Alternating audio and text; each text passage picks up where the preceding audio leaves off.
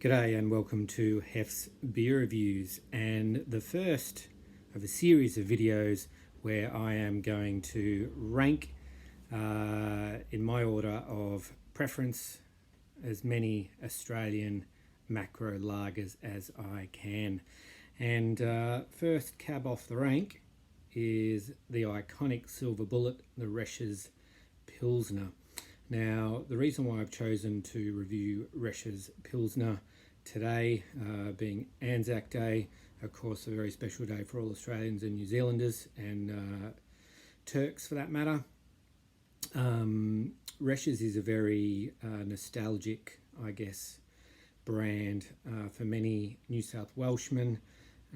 For a lot of us, it is a beer that holds great significance within our family histories, and you find a lot of people, especially aged or in particular age brackets, and they'll say that my dad drank Reschs or my grandfather drank Reschs, and my paternal grandfather was a Reschs man, and he's also a World War II veteran, having flown Kitty Hawks in the Air Force in World War II. So that's the reason why I've chosen to review Reschs today. The Reschs brewery, of course, was started by Edmund Resch. It was bought by Tooths, and they held it until about 1983, I think, when CUB bought Tooths and all of its brands. And the silver bullet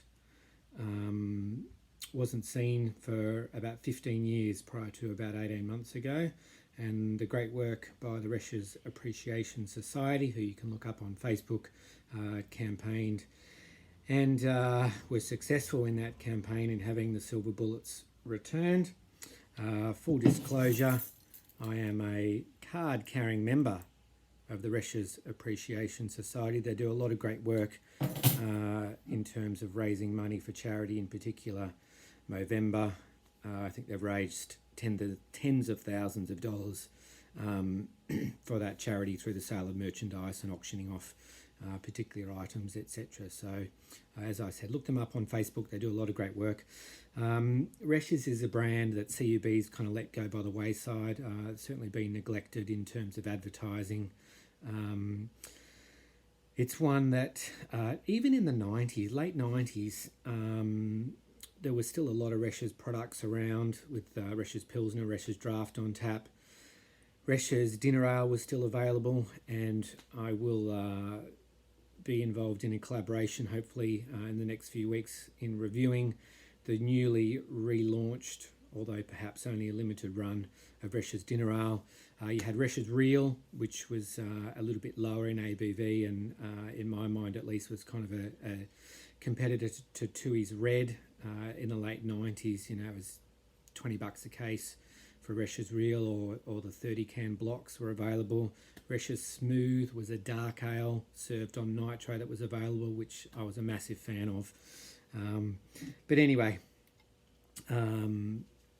also actually probably worth mentioning that in the early 90s, Reschs sponsored New South Wales Cricket. In the mid to late 90s, they were sponsoring Manly Rugby Club. They sponsored the 1997 Shute Shield winning Manly Blues, as they were. The last year they were the Blues before they rebranded as the Marlins. But anyway, let's get on with the silver bullet, the Reschs Pilsener, and pour it out into this nice glass.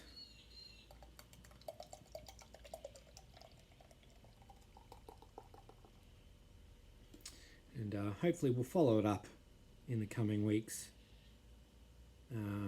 with some other macro lagers, so ones that are easily available in my part of the world, ones like VB, Carlton, Tooheys, 4X, and anything else I can get my hands on. So anyway, the Reschs Pilsener in the glass. It's a darkish golden colour, very clear, darker than most Australian macro lagers, I would definitely say. Plenty of bubbles. I probably need to clean the glass a bit better. And a white head about a finger. Okay, aroma fairly similar to to your Australian macro adjunct lagers. There's a slight malt aroma, but not a whole lot going on. All right, let's see how it tastes. Cheers.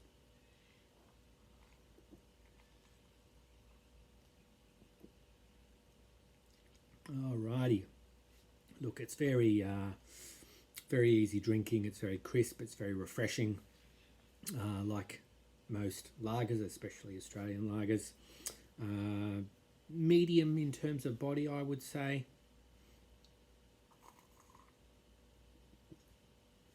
There's some bready malts coming through.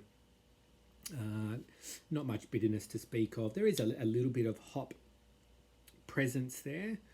I'm assuming with the CUB takeover that it's probably Pride of Ringwood, which is the hop being used. Although I have seen online some home brand recipes, home brew recipes, pardon me, where they've actually suggested using SARS hops, but I think it is Pride of Ringwood in this one, just giving a little bit of balance to those bready malts.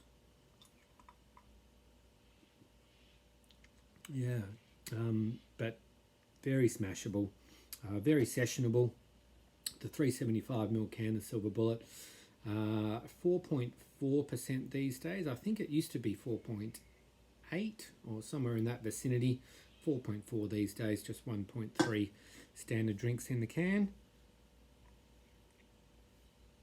There's a little bit of dryness about the finish. Yeah.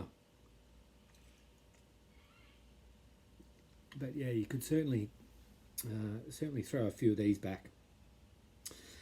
Alrighty, time to start thinking about a score out of 5, being the first one that I'm reviewing in terms of the ranking of Australian lagers. It will obviously sit in first place for the time being.